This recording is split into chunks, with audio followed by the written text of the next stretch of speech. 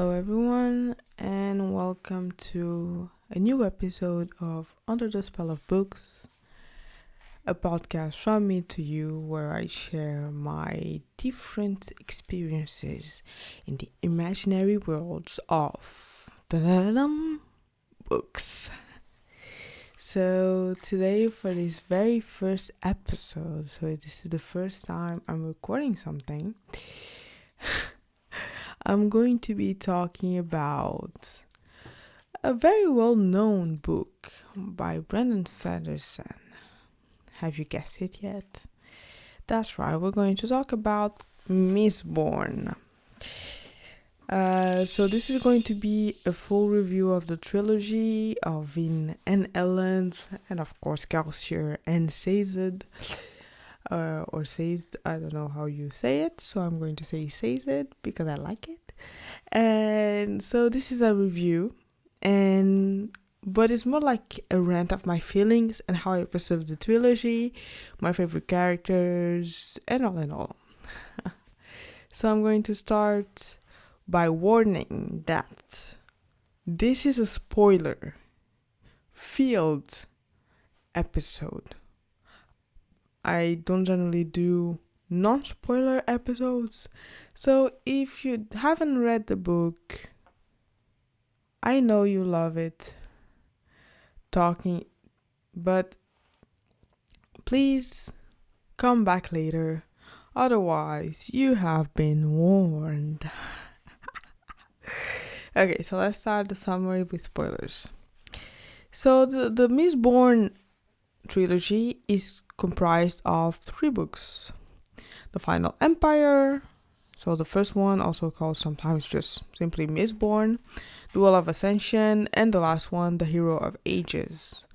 This is the Era 1 Mistborn series. There's an Era 2 Mistborn series that happens, I think, in another timeline, but we're not going to focus on that since I haven't read that yet. I just have read the 3 books from the Mistborn trilogy. I also read the novel, which happens before the Final Empire and is centered on Kelsier, but I will not really talk about that since I don't think it brings much to the table. It's just, I think, something that Brandon Sanderson made to please the readers that loved Kelsier. So that's it. So let's start with the summaries of the different books, so we get into the feeling of it, because for some of you it may be a while since you've read the books, so it might be nice to have a little recap. So in the first book, The Final Empire, it talks about the oppressive Final Empire, which is ruled by the immortal and godlike tyrant known as the Lord Ruler. Their society is divided into nobility and the brutally oppressed Ska.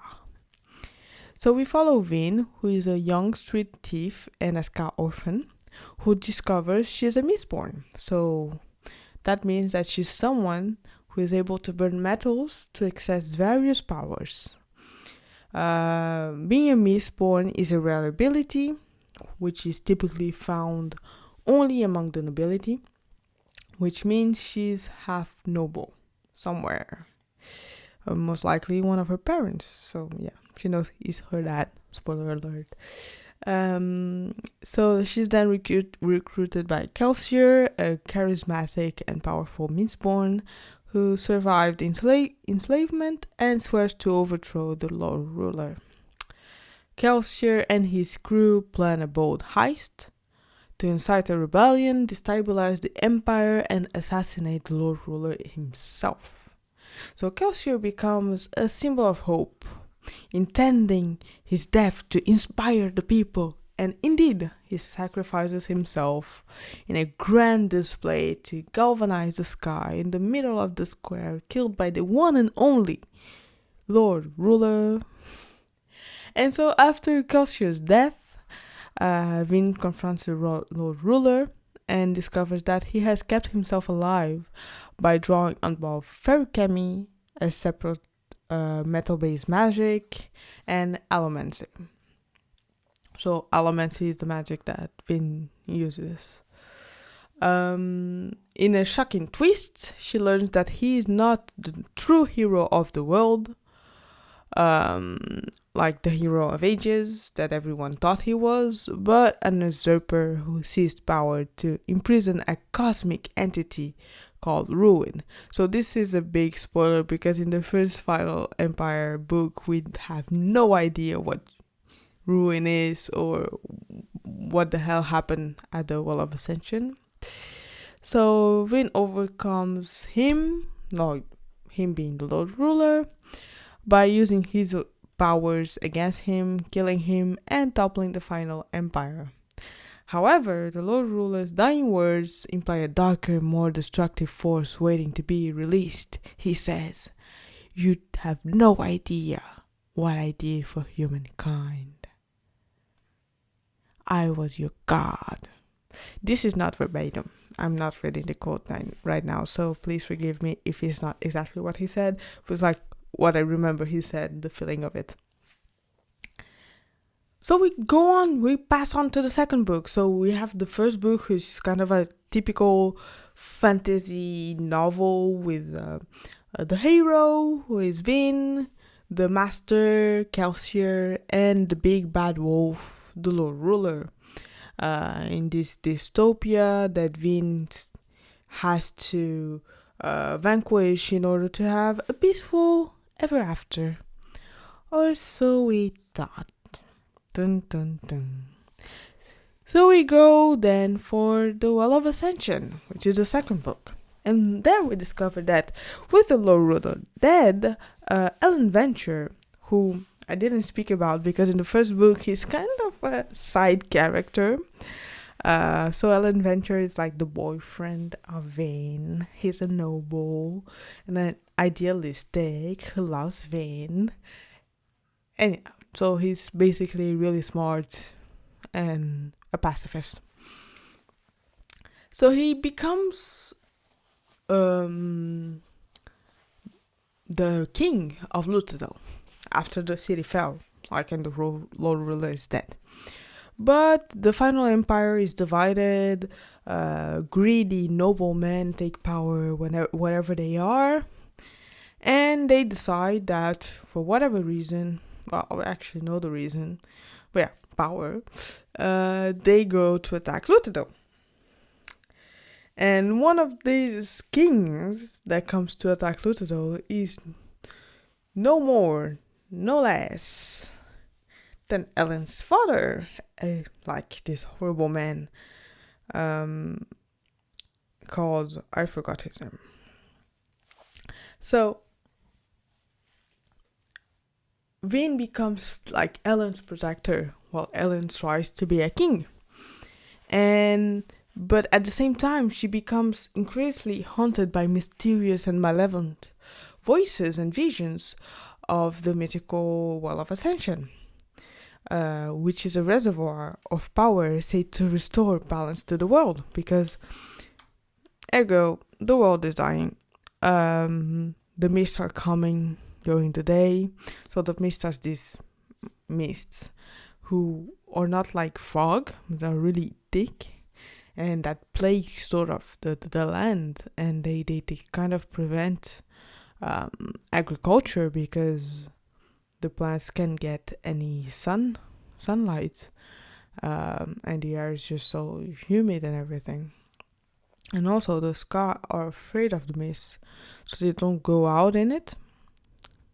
So following the clues left by the Lord Ruler, Vin locates the well and feels its power calling to her. She believes using it will allow her to save the world, but Sazed, who is a talisman, our beloved servant, and very intelligent scholar friend, finds ancient texts warning that using the power may have dangerous consequences.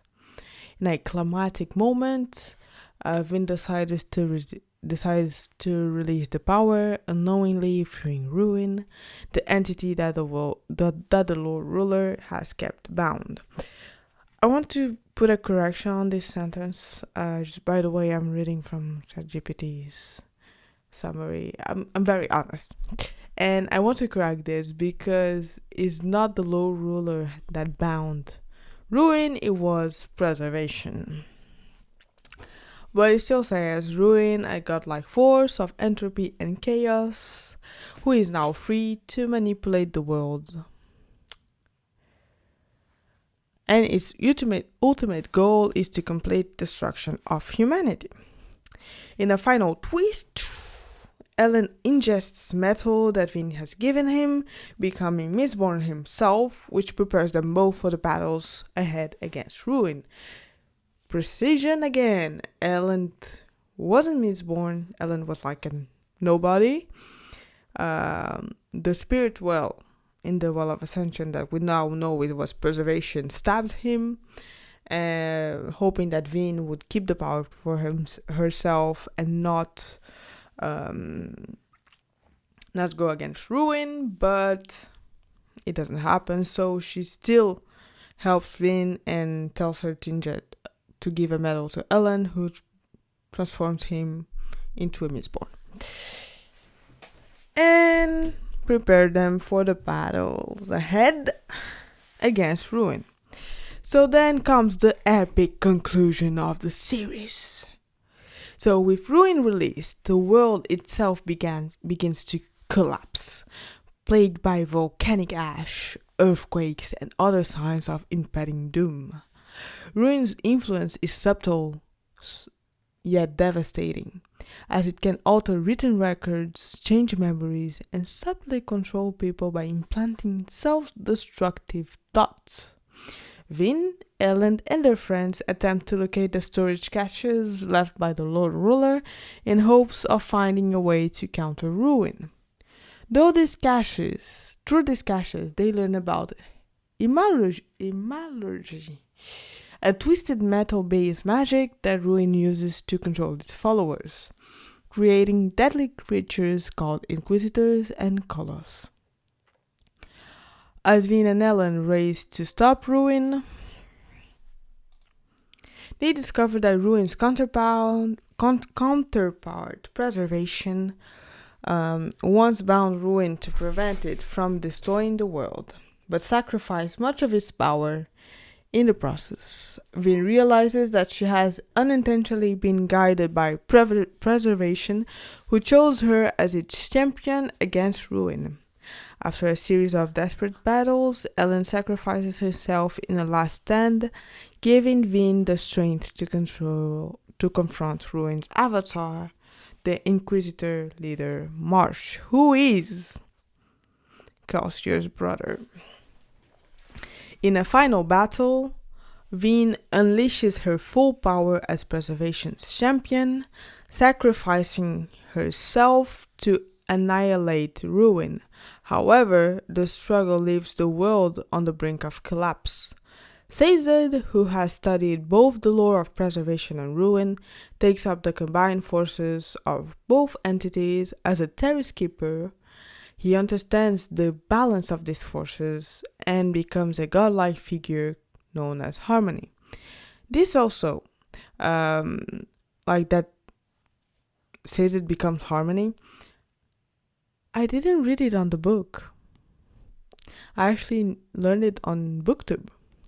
And knowing that ChatGPT knows it, I know where he's taking his summary from. BookTube.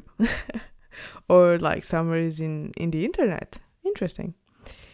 With his newfound abilities, Sazed reshapes the world, cleansing it of the ash and mists, restoring plants, animals, and humans to a healthier state.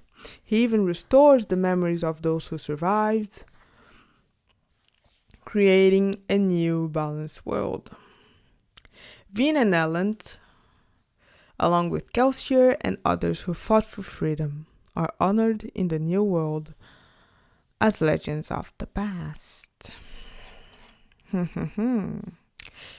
So, to conclude a bit about the Mistborn trilogy, in a big summary of its main themes and legacy, The Mistborn trilogy is a journey of transformation and sacrifice, where characters struggle against destiny and the manipulation of cosmic forces.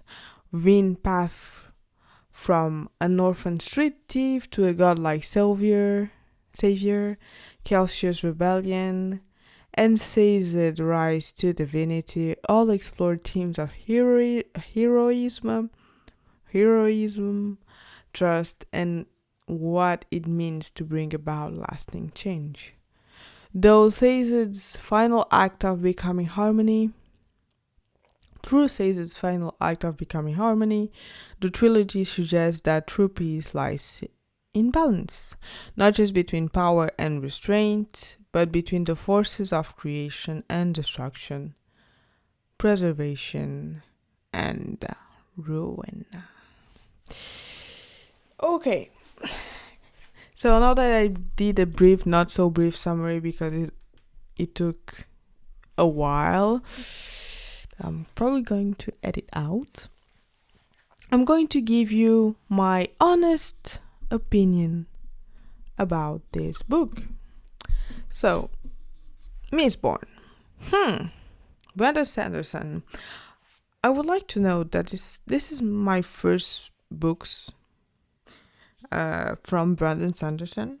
I heard a lot about him. I got a lot of recommendations, especially because I was reading a lot of romantasy before, and I wanted to read something that would have the romance that would keep me like interested, but would be more fantasy oriented. And actually, this book was good. The romance wasn't romantasy romance. It was more of a second plan thing, but it was still in the end a major part of the story. So I really enjoyed that. What did I like? I liked that this book made me think. Mistborn. At first, I couldn't understand Vin. I thought she was too paranoid. She was too unstable. Why? Why would she like to suffer? Why wouldn't she trust people? And then I realized that the author wanted to show us how some people live in this world, because I don't doubt that some people live like this, which we can think is absurd. Like, how can you always live looking over your shoulder? And through the books, we see the evolution of Vin. And I think this evolution comes from two main things that human beings need in their lives to feel complete, which is love and friendship. She couldn't have the love from her family, but she got this love from friendship, and she got love, like romantic love from Elend. So someone who loved her for who she was, even when she didn't love herself. And I think that's a very beautiful thing to remember from these books. Another thing that made me think a lot, and which was for me the best thing in this book. The book was a bit slow and fast at the same time. At moments, you couldn't see the finality for some of the actions. You couldn't see, why are we focusing on this character? Why is this plot like this? What the hell is going on? A lot of times I was like this, and I didn't want to keep reading because I'm like, okay, it's probably going to be an ending that I'm not going to like, so might as well quit now. But I'm not a quitter, and I would say that in my mind, but I still wanted to know what was going to happen next. And honestly, I was a bit surprised but not disappointed. I really loved Caesar's description of Vin in the end, and I really loved, like, now that I think about it, like later on, because at first I was like, yeah, but Vin was the hero of ages. Why didn't you stay hero of ages?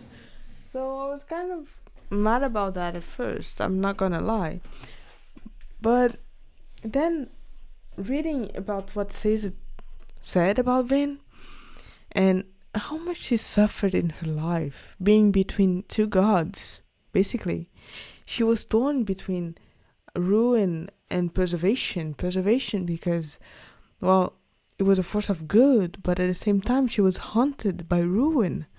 Like, her mother probably murdered her baby sister because of her, because of ruin's influence of her mother, and to push that woman to put an animalogy pin on her so she could have a.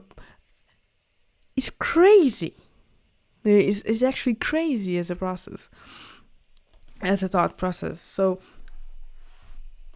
everything she's been living, all her paranoia and stuff, they were just instrumented by ruin, or preservation wanted her to be a force of good. Ruin wanted her to be like a force of, well, nothing. Ruin, basically, yeah, a force of chaos, and yeah, ruin also. And the way that it says that Vin is probably the best person, like, to have ever taken the preservation power. I thought that was beautiful because sometimes men get corrupted by power, and the fact that he was neither showed that he wasn't corrupted by power. His mind was expanded, so he knew everyone that had touched this preservation power, that had become preservation. And he knew at that moment that, yes, Vin was the best, and he wrote about it. That for me was one of the most beautiful things I read in this book. And also the ending of the love story. I thought I was going to be heartbroken by the fact that they both die. But what she said when she saw him is actually what made me think, no, this is actually the most beautiful ending. So it was like this. It was in page, I don't know, in the second book. And she says, Elend was dead. She knew that. And knew that there was nothing she could do. That brought pain, true, but not the pain she had expected. I let him go long ago, she thought, stroking his face. At the wall of ascension, Allomancy brought him back to me for a time. And then Brandon continues by saying she didn't feel the pain or terror that she had known before when she thought about him dead. Now she only felt peace. She would always love him, but she would not cease to function because he was gone. And that just shows that you can love someone, but you can also let them go. And it's because you love them that you know that was what they would like to. I would love that if most humans could have this presence of mind, which is not possible. Sometimes you just can make this abstraction. Even if the person would say, I would like you to be happy and to move on with your life, sometimes you just can't. You just think about the loss. And at the end, she didn't move on without him. But actually, his death is, as she said, is what allowed her to let go. And that love, that letting go, was basically what saved the world. Even if we could argue that, yeah, Vin saved the world, but if Sazed hadn't come in, they would all be dead. So she would have saved the world for no reason, because at the end they would have no one to rule them, and just all this power sitting there until an alien came down. So preservation and ruins power, bling. I'm going to crazy thoughts right now. But yeah, and I also love this duality that the author shows, that preservation, the act of to preserve something, and the act of ruining something, represented by ruin, are opposites. One cannot exist without the other, because you cannot ruin something that's not preserved, and you cannot preserve something that is not in danger of being ruined. And so they were opposites and at the same time complementary, like equal. And that shift in Vin showed her that she may have had the preservation's power, but she also had the ability to ruin. And so that's why preservation could never destroy ruin. And I love how, like, she shows him, oh my god, you're dumb. Preservation beat you. He had this whole plan to kill you. He created human time to kill you. And I just so love that, because it shows some foreshadowing of crazy proportions. Like, you make a plan of 1,000 and like maybe millions of years and just wait. Preservation, you're crazy.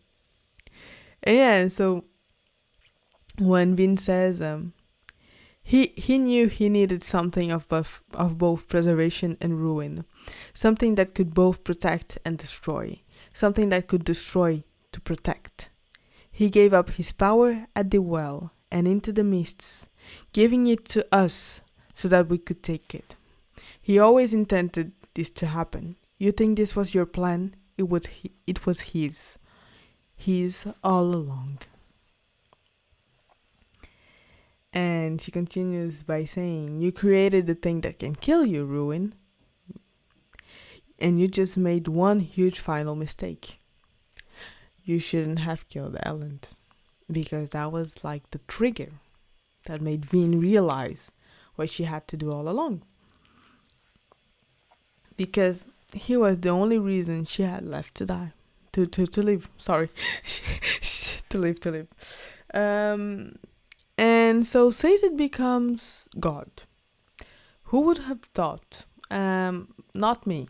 He was starting to piss me off in the second book with his I don't believe in anything. I'm mourning. I don't know what her name was. The other terrorist woman. In my head, I was like, man, get over it. Everyone loses someone. Vin was willing to sacrifice Elend to save the world. Get over it. And at the same time, I can understand he's the other part of grief. When Vin saw Elend dead, it motivated her. She felt peace. When Sazed found Twindling, yeah, something Tinkerbell, dead, it broke him. So those are the two ways, I guess, of dealing with grief of someone you love, of losing someone you love. But then, thankfully for the world, Sazed remembered something. He remembered everything because he knows everything. And then we see the power of religion. If religion itself doesn't have power, but knowing a lot of religions allows you to grasp the history of the world. Because what is religion if it's not histories made up by humans at certain periods of time to understand how they came to be? And by finding the most beautiful things in each religions, and by finding where those religions overlap, he could create a harmonious world. And that's kind of the beauty of it, because the whole book he was trying to understand the point of religions, and actually the point of religions was to save the world. Not only one, but all of them. And at the end, well, that's how it, like, at the end, at the end of the book, oh, that's all that we need.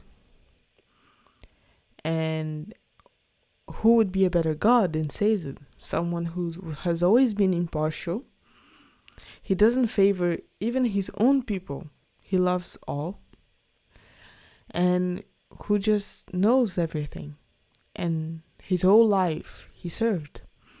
So what is God if not a servant with power? And so I want to end this episode, well, this review, because I still am going to give you my grade of this book, my rating, sorry, by quoting this last book, Mistborn book, The Hero of Ages. So somebody would need to watch over the world, care for it. Now that its gods were gone, it wasn't until that moment that Caesar understood the term Hero of Ages. Not a hero that came once in the ages, but a hero who would span the ages. A hero who would preserve humankind throughout all times. Neither preservation nor ruin, but both. God.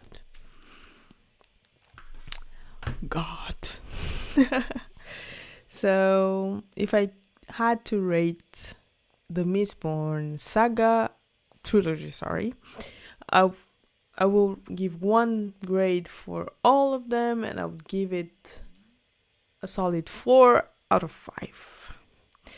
1 point for me is sometimes it was a bit tough to hang on. I understand why, and I think those parts were indeed necessary, but just,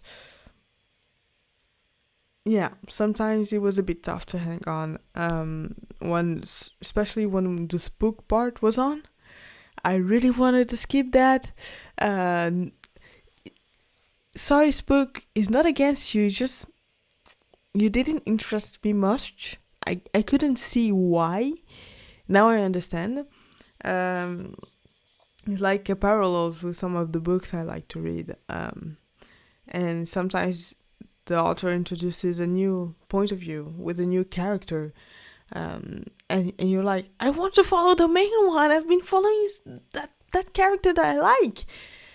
And you just don't want to hang on, but you hang on. And then, you're rewarded because you come to love this new character because the interactions and everything. So you just have to hang on. But yeah, but I cannot dismiss that this was one part of the experience that kind of froze me at a point where I stopped reading for like 1 or 2 days because I wanted to change my mind and do something else. It was kind of boring me, and then I realized I could only think about it, and I wanted to see what would happen with Vin and Elend, and I just told myself, if it's there, it's for a reason, and finally was for a reason. So yeah, he's like the last survivor. Yes, we have Breeze and Ham, but like Spook, he's the young one, he's the king. So yeah, anyway, thank you for listening to me. I promise to get better and better with the episodes. Please forgive any problems you may have encountered with this episode, and also my tiny little mistakes in English. It's not my first language, sorry. And I hope you enjoyed it as much as I enjoyed talking about it.